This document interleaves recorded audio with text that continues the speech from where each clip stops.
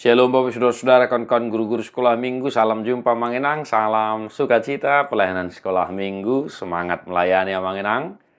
Melayani sekolah minggu adalah keputusan kita, tetapi melayani Tuhan adalah kewajiban kita. Mari Bapak Saudara-saudara, tetaplah ingat untuk mendoakan anak sekolah minggu yang kau layani, supaya mereka menjadi anak-anak yang takut akan Tuhan dan bertumbuh dalam kasih Tuhan. Mari sermon Markus 10 ayat 32 sampai 34. Yesus dan murid-muridnya sedang dalam perjalanan ke Yerusalem dan Yesus berjalan di depan. Murid-murid merasa cemas dan juga orang-orang yang mengikuti dia dari belakang merasa takut. Sekali lagi Yesus memanggil ke-12 muridnya dan ia mulai mengatakan kepada mereka apa yang akan terjadi atas dirinya. Katanya, "Sekarang kita pergi ke Yerusalem dan Anak Manusia akan diserahkan kepada imam-imam kepala dan ahli-ahli Taurat. Dan mereka akan menjatuhi dia hukuman mati. Dan mereka akan menyerahkan dia kepada bangsa-bangsa yang tidak mengenal Allah. Dan ia akan diolok-olokkan, diludahi, disesah, dan dibunuh. Dan sesudah 3 hari, ia akan bangkit." Demikian firman Tuhan. Bapak saudara-saudara, pemberitahuan ketiga tentang penderitaan Yesus. Kalau dalam teks ini di mana jelas dikatakan bahwa Yesus dan murid-muridnya sedang dalam perjalanan ke Yerusalem. Ya, persiapan Yesus memasuki Yerusalem. Di pasal 11 itu jelas di sana Yesus dielu-elukan di Yerusalem. Amanginang, kita harus selalu ingat kita sudah memasuki minggu-minggu Pasion, Bapak saudara-saudara.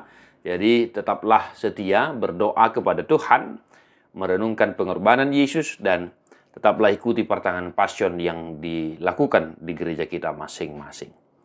Amanginang, tadi jelas latar belakang teks adalah Yesus mau memasuki Yerusalem dan Yesus memberitahukan apa yang akan terjadi pada dirinya.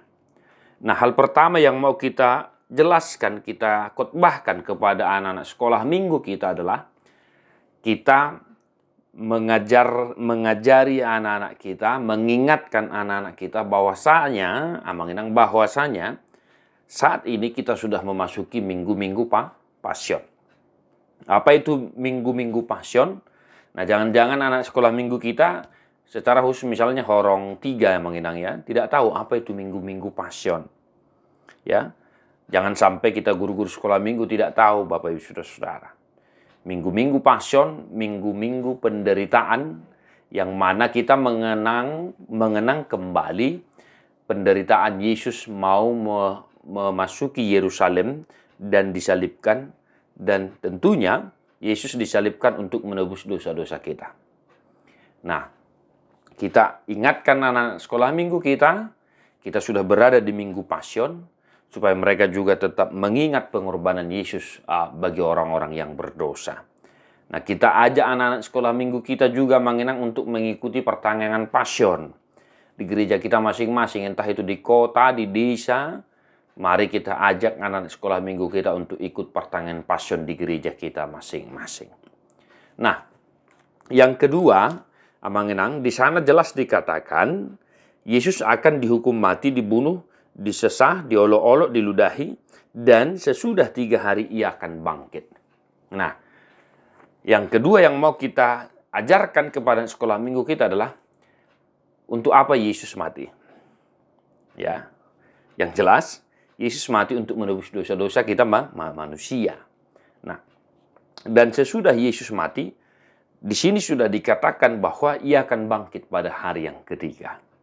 Nah, ini dia mengenang tekanan khotbah kita. Yesus mati, dikuburkan, dan bangkit pada hari yang ketiga. Ya, pengakuan iman rasuli.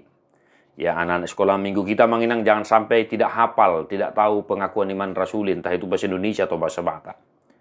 Nah, Yesus mati, disalibkan untuk apa? Untuk menebus dosa-dosa kita manusia.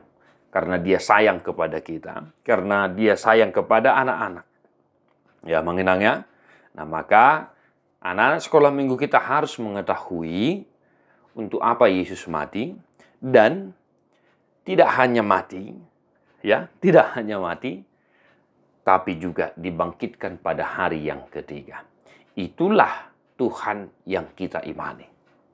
Nah, jelas ya mengenangnya, itulah Tuhan yang kita imani. Itulah Tuhan Yesus, Tuhan yang dipercayai, diimani oleh anak-anak sekolah minggu kita.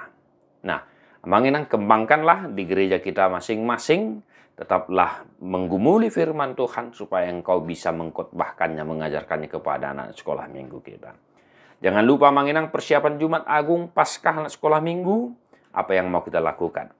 Agenda sekolah minggu, bubil buku ende, Alkitab, dan alat-alat peraga lainnya. Salam Sunedesi sama mengenang. God bless you non-stop.